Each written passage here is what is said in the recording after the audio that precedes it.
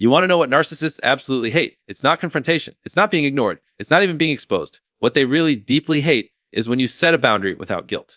Not angrily, not emotionally, not apologetically, just clearly, calmly, and with full self-possession. That one thing, setting a boundary with clarity and zero guilt, rattles them in a way few things can. It's the psychological equivalent of standing up to a bully and realizing they're not as powerful as they seemed. See, narcissists are drawn to people who are emotionally open, empathetic, maybe even a little too forgiving. They study your responses like a scientist studies a lab rat.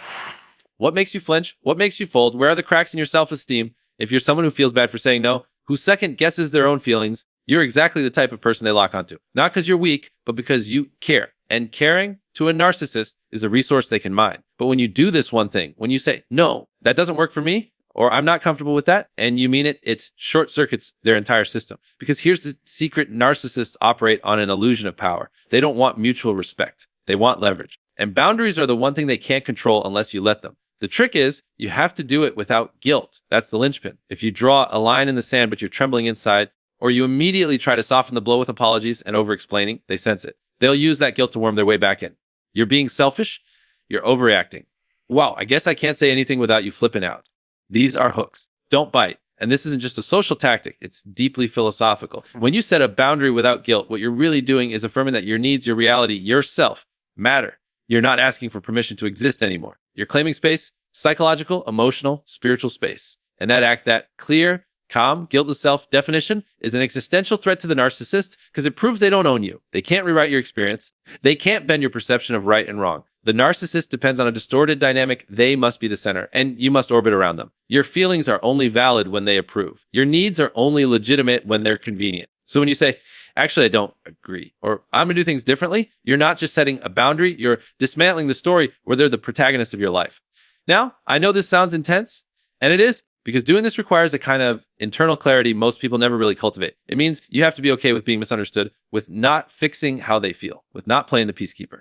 That's hard, especially if you were raised to avoid conflict or equate love with self-sacrifice. But here's the deeper truth. Every time you promise your boundaries to avoid conflict with a narcissist, you're reinforcing their reality over your own. You're saying your version of events is more important than mine, and over time that chips away at your sense of self. So when you don't give in, when you choose your reality, your limit, your truth, and you do it with calm conviction, it's not just a defense. It's a revolution. You don't have to yell. You don't have to explain yourself 10 different ways. You don't need a spreadsheet of justifications. You just need to stand there, steady, clear, and guilt-free, and say, this is my line, and then hold it quietly, firmly, repeatedly. Because here's the kicker: narcissists are allergic to autonomy they can't manipulate. They might rage, withdraw, or go cold, but that's not your problem to fix. That's just the system glitching when it loses power. So if you remember nothing else, remember this: the one thing narcissists absolutely hate is when you stop asking them for permission to exist. And when you do that, you stop being a character in their story and start writing your own. So now that we've talked about how powerful it is to set a boundary without guilt, let's dig deeper into why that hits a narcissist so hard. Why does something as simple and honestly healthy as saying no feel like a declaration of war to them? Why do narcissists react with such intensity to something that to most people would just be a normal part of a respectful relationship? It comes down to one thing in essence: boundaries break the illusions. Narcissists live in a carefully crafted mental framework where they are the center of everything, not just the most important person in the room, the person. In their mind, other people exist to validate them, serve their emotional needs, and reflect back their inflated sense of self. The moment you set a boundary, what you're really doing is challenging that entire worldview. You're saying, hey, I'm not just here for you. I exist separately. I have needs, values, and limits that don't revolve around your desires. That's a threat to the narcissist because it reminds them of something they spend their whole life trying to avoid: the fact that they're not in control of others. That other people have minds, feelings, and realities of their own. Boundaries are proof that you're not an extension of them. You're not their puppet. You're not their emotional mirror. You're a full, autonomous person.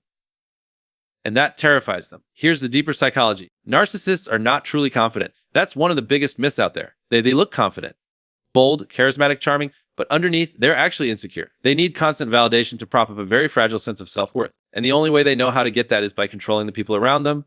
Not always in obvious ways either. It can be subtle, emotional manipulation, passive-aggressive guilt, shifting blame, rewriting the past. It's all about making you doubt yourself just enough that you bend to their version of reality. So when you set a boundary, you're not just drawing a line. You're interrupting the script. You're breaking the psychological feedback loop they depend on. It's like flipping off the Wi-Fi to their ego. No signal, no power. Think about that for a second. To most emotionally healthy people, a boundary is just a basic form of respect. It's how we coexist without stepping all over each other. But to a narcissist, It feels like rejection. It feels like abandonment. It feels like a insult. Why? Because they don't experience relationships as mutual. They experience them as transactional. You give, they take. That's the unspoken agreement they believe they've locked you into. So when you stop playing along, when you say, actually, I'm not okay with that, or I won't tolerate being spoken like that, even in a calm voice, it flips their world upside down. It calls into question their ability to control the narrative and control you. And more than anything, narcissists hate to feel powerless. That's their greatest fear. Now, here's where it gets real. Their reaction to your boundary is not about fairness or logic. It's about the losing supply. Narcissistic supply is the emotional energy they get from controlling and influencing others, your attention, your fear, your need for approval. When you set a firm boundary, especially without anger or apology, you're shutting down that supply, and they hate it. They'll either lash out, play the victim, or try to manipulate you into feeling bad. Because if they can't control you anymore, they'll at least try to control how you feel about what you just did. But don't fall for it. That discomfort you feel when someone pushes back against your boundary, that's not a sign you did something wrong. That's a sign you did something right. Philosophically, boundaries affirm your sovereignty. They're a declaration that your inner world, your peace, your time, your values deserve protection. That you are not here to be consumed or shaped by someone else's ego. That you are not just part of someone else's story. You are the author of your own. And look, this isn't about becoming hard or closed off. It's about becoming clear. Clear about who you are, what matters to you, and what you're no longer willing to tolerate. That clarity is magnetic. It protects you from toxic entanglements and draws in people who respect your wholeness. So the next time someone pushes back when you draw the line, remember this: the more someone resents your boundaries, the more they were benefiting from your lack of them. And that right there, that's your wake-up call. When you decide to set boundaries with a narcissist, it's important to understand that you're stepping into their world of control, and they don't take kindly to losing it. Narcissists don't just passively accept limits. No, they react. And how they react tells us a lot about what's really going on beneath the surface. Their reactions are not random, they're strategic. They're designed to unsettle you, confuse you, and push you back into their orbit. So what should you expect? First, there's the classic gaslighting. This is a psychological tactic where the narcissist tries to make you doubt your own perception of reality. If you say, I need some space, they might respond with, you're being dramatic. I never said that. You're just too sensitive. Suddenly, you're questioning yourself, wondering if maybe you are overreacting or misremembering. This confusion is their power play. If you can't trust your own judgment, you become easier to manipulate. Next, you might encounter guilt tripping. Narcissists are masters at making you feel responsible for their emotions and reactions. After everything I've done for you, you're going to just shut me out. They frame their need for control as your moral failing, making you question your right to self-care. It's emotional blackmail dressed up as concern, and it's incredibly effective until you recognize it for what it is. Then there's the silent treatment. This is less obvious but equally powerful. By withdrawing communication, the narcissist tries to punish you for stepping out of line, forcing you to chase after their approval to restore peace. Silence becomes a weapon, an emotional vacuum that leaves you anxious, uncertain, desperate to fix what's broken. The more you chase, the more they pull away, and sometimes their reaction is outright rage. When boundaries threaten their control too much, narcissists can explode in anger. This fury isn't just about the boundary itself. It's a desperate attempt to intimidate and reclaim dominance. They want you to feel small, scared, and compliant. Their rage is often disproportionate because it's fueled by their fear of losing you, not just as a person, but as a source of their emotional supply. Understanding these reactions is crucial because it helps you see that the problem isn't you. It's not that you set the boundary wrong or that you're being unreasonable. The problem is that you've touched a nerve in someone whose sense of self depends on controlling others. Their reactions aren't about the boundary. They're about their fear of losing power. Now, here's the critical part. How you respond to these reactions determines the course of the relationship. The narcissist is testing you, pushing you to see if you'll fold under pressure. If you react with anger, guilt, or desperation, you're handing back your power. But if you remain calm, steady, and firm, if you don't engage their manipulations, you're showing that you're not a source of supply anymore. This kind of emotional detachment doesn't mean you stop caring. It means you stop feeding the cycle of manipulation. You become an observer of their drama instead of a participant. You acknowledge their reactions, but don't let those reactions dictate your behavior or self-worth. This is where real power lies, not in controlling others, but in controlling your own responses. Philosophically, this is a profound shift. It moves you from being reactive to being proactive. It's the difference between being caught in a storm and learning how to navigate through it. You're not erasing the narcissist's behavior. You're changing your relationship to it. And that change is deeply liberating. It means you no longer live in fear of their moods or need their approval to feel whole. You reclaim your autonomy. You define your boundaries and hold them regardless of the pushback. This is why the reactions of narcissists to boundaries are so telling. They reveal the true nature of the relationship, which is based on mutual respect or control. And they challenge you to choose. Will you let their reactions scare you into silence, or will you stand firm and protect your own mental and emotional well-being? Remember, their chaos is not your responsibility. Your responsibility is to yourself, to honor your limits and maintain your dignity. When you do that, you're not just resisting their control, you're building a foundation of self-respect that no one can take away. So the next time you set a boundary and the narcissist pushes back, don't retreat. Understand the play. Stay steady. You're not just drawing a line, you're reclaiming your life. And that is a game changer. You've probably noticed that when you engage with a narcissist, your emotional reactions are their fuel. Anger, frustration, confusion, even guilt, they thrive on it. An emotional energy is their lifeblood. It's what keeps their sense of control alive and well. But here's where things get interesting. When you stop reacting emotionally, when you practice what psychologists call emotional detachment, you take away their power. Now, don't mistake emotional detachment for coldness or indifference. It's not about shutting down or becoming numb. It's about maintaining a clear, calm center within yourself, a place where you acknowledge what's happening without getting pulled into the drama. Think of like being an impartial referee in a heated game. You see the fouls, you see the tactics, but you don't get caught up in the chaos on the field. When you respond to a narcissist with neutrality instead of emotion, it's like taking away their oxygen. They crave a reaction because it validates their importance. The louder they can make you feel, the more powerful they feel. But if you refuse to play that game, if you respond with steady calm, it breaks the cycle. This isn't just psychological theory, it's grounded in real world experience and even neuroscience. Our brains are wired to react to emotional triggers, but with practice, we can train ourselves to pause and choose our response. This pause is crucial. It's a moment where you shift from reactive to proactive. Instead of being swept away by the narcissist storm, you hold your ground. Philosophically, this is an act of profound mastery. It's saying, my emotions are mine to manage, not yours to manipulate. That's a boundary that runs deeper than words. It's a statement of inner sovereignty. The narcissist hates this. Why? Because their entire strategy depends on control, and control depends on influence over your emotional state. When you take that influence away, you become less predictable, less exploitable, and ultimately less valuable to them. The less you feed their need for validation through emotional reaction, the less supply they have. But let's be clear, emotional detachment doesn't mean ignoring your feelings or pretending everything is fine. It means recognizing your feelings without letting them dictate your actions in the moment. It means observing your emotional state and choosing not to engage with the narcissist's attempts to provoke you. This subtle difference is key. It's not about repression. It's about conscious response. You allow yourself to feel anger or hurt, but you don't let those feelings become a weapon for the narcissist or a reason to lose your ground. This approach also protects your mental and emotional health. Constantly reacting to a narcissist's provocations drains your energy and can lead to anxiety, depression, and burnout. Detachment creates a buffer zone, a psychological space where you can regroup, refocus, and maintain clarity. In practice, emotional detachment might look like calmly saying, I hear what you're saying, without escalating the conversation, or choosing to walk away from an argument that's going nowhere, or simply not responding to baiting comments designed to provoke you. This is where the power lies, not in fighting the narcissist on their terms, but in refusing to play by their rules at all. It's about controlling your own emotional narrative and refusing to be drawn into theirs. So what does this mean for you? It means that by mastering emotional detachment, you're not just surviving interactions with narcissists, you're actively undermining their power. You become a harder target, less vulnerable to manipulation, and more in control of your own life. And here's the paradox that the more detached you become emotionally, the more empowered you feel internally. This empowerment isn't about dominance or retaliation. It's about peace, clarity, and self-respect. To wrap this up, remember this. Narcissists crave your emotional reaction because it fuels their sense of control. When you respond with calm detachment, you starve them of that fuel. You stop being a player in their game and become the referee who calls the shots. That shift isn't just a tactic, it's a transformation. It changes the dynamic from one of manipulation and control to one of personal sovereignty. So the next time you face a narcissist provocation, don't give them what they want. Instead, give yourself the gift of emotional detachment. Hold your center, protect your peace, because in that space, true power is born. One of the most insidious tools narcissists wield against you when you set boundaries is guilt. It's their favorite weapon, and for a good reason. Guilt is a powerful emotion. It makes you question yourself, your intentions, and your worth. It's a shortcut to compliance, a way to make you backtrack, apologize, or even abandon your own needs just to restore peace. And if you don't recognize it for what it is, a manipulative tactic, you can get trapped in a cycle where you constantly feel responsible for their feelings, even when you've done nothing wrong. Here's the thing, guilt is not inherently bad. It can be a useful signal, a moral compass that helps us reflect and grow. But when a narcissist uses it, guilt becomes a weapon, not a guide. They project their own flaws onto you, then make you feel responsible for fixing their discomfort. After all I've done for you, I'm hurt because you don't care, or you're so selfish.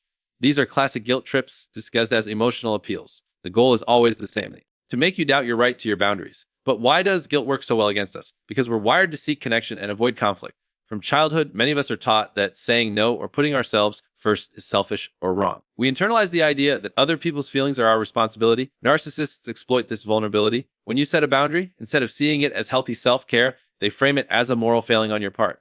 And if you're not careful, you start to believe it. Recognizing guilt as a tactic rather than a truth is the first step to disarming it. When a narcissist tries to make you feel guilty, pause and ask yourself, am I actually doing something wrong? Or am I just being made to feel wrong? This question shifts the power back to you. It forces you to evaluate the situation objectively instead of reacting emotionally. There's a philosophical depth here worth noting. When you let guilt dictate your actions in relationships with narcissists, you are surrendering your autonomy to their emotional manipulation. You're accepting their narrative over your own experience.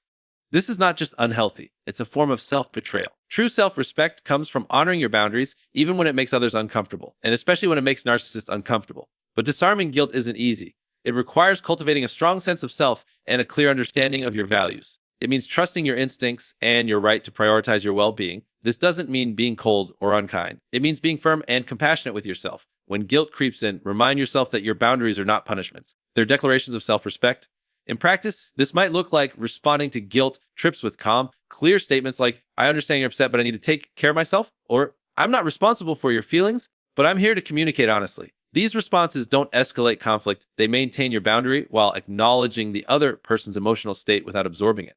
There's also power in recognizing that narcissists often don't want resolution, they want control. So no matter how much you explain or reassure, their guilt tripping is unlikely to stop. That's why it's crucial not to take their feelings personally or make them your responsibility. Remember, boundaries exist to protect your mental and emotional health. They're a form of self-care, not a weapon against others. When you let guilt silence you, you undermine that care and reinforce the narcissist's control. So what's the takeaway? Guilt is a sneaky tool narcissists use to keep you compliant. But when you recognize it for what it is, you can refuse to play their game. You can choose to honor your boundaries, trust your values, and protect your autonomy. This is not just a strategy, it's a profound act of reclaiming your power. When you say no without guilt, you're not just drawing a line, you're rewriting the story of your relationship with yourself and others. And that, in the end, is the true victory, because no one can guilt you out of your self-respect once you own it fully. We've explored how setting boundaries rattles narcissists, how their reactions reveal their deep insecurities, and how emotional detachment and resisting guilt are essential to maintaining your autonomy. Now, let's consider the most transformative truth of all. Consistently maintaining those boundaries is the single most powerful way to disarm a narcissist's control over you. Consistency might sound simple, even obvious, but in practice, it's incredibly challenging, especially with someone whose entire psychological makeup revolves around testing and pushing your limits. The narcissist is relentless. They will try over and over to cross your boundaries to see if you're truly serious or just bluffing. They want to find your weak spot. So if you set a boundary once and then waver, they take that as an invitation to keep pushing. Here's the harsh truth. The first time you set a boundary, you're just planting a seed. It's the repeated watering and nurturing of that seed, your consistent reinforcement of the boundary, that makes it grow into a sturdy, impenetrable barrier. Every time you hold firm, you're sending a message, this is non-negotiable. That message changes everything. The narcissist starts to realize that you're no longer a compliant source of supply who can be bent to their will. They see that your boundaries are not just words, but actions backed by resolve. This shifts the power dynamic in profound ways. Psychologically, this consistent boundary setting rewires the interaction patterns between you and the narcissist. It forces them to adjust their expectations and often their behavior. They may escalate their tactics at first. Anger, manipulation, even threats as they test your resolve. But if you stand firm, those tactics lose effectiveness. Over time, the narcissist may disengage, seek easier targets, or at least respect your limits to avoid confrontation. From a philosophical standpoint, consistency and boundary setting is an expression of integrity. It's about living your values, not just talking about them. It's about honoring your self-worth daily in every interaction, no matter how small. This integrity strengthens your identity and builds resilience against manipulation. But how do you maintain that consistency, especially when it feels exhausting or when the narcissist's reactions tempt you to give in? The answer lies in cultivating a mindset that prioritizes your well-being as non-negotiable. You must see your boundaries not as optional requests, but as essential parts of your mental and emotional health. This perspective makes it easier to stay firm because you're not just defending your limits, you're protecting your very sense of self. Practical tools can help here. Journaling your experiences to remind yourself why your boundaries matter. Seeking support from trusted friends, therapists, or support groups, and developing self-compassion to counteract any internalized guilt or doubt. These tools reinforce your commitment and keep you grounded. It's also crucial to recognize that maintaining boundaries doesn't mean expecting perfection from yourself. There will be moments of weakness or confusion. But each time you recommit, you strengthen your resolve. It's a process, not a one-time event. Another important point, consistency teaches those around you, narcissists included, how to treat you. When you allow boundary violations occasionally, you send mixed signals. When you consistently enforce your limits, you set a clear standard. Over time, this clarity reshapes the relationship dynamic. People either learn to respect your boundaries or distance themselves if they cannot. This isn't about punishing others. It's about protecting your energy and creating space for healthier connections. And that is transformative, not just for you, but for everyone in your life. Let me leave you with this. The most profound resistance to narcissistic control is not a grand confrontation. It's the quiet, steady act of saying no again and again with calm and conviction. It's the daily choice to protect your boundaries like they are your lifeline, because they are. By committing to consistency, you reclaim your power piece by piece, interaction by interaction, and in doing so, you build a life that reflects your true worth, not the distorted image a narcissist tries to impose. So remember this, the real power lies not in reacting to the narcissist's game, but in consistently writing your own rules and living by them. Your boundaries are your fortress. Defend them relentlessly. Because when you do, you don't just survive, you thrive. And that is the ultimate act of freedom.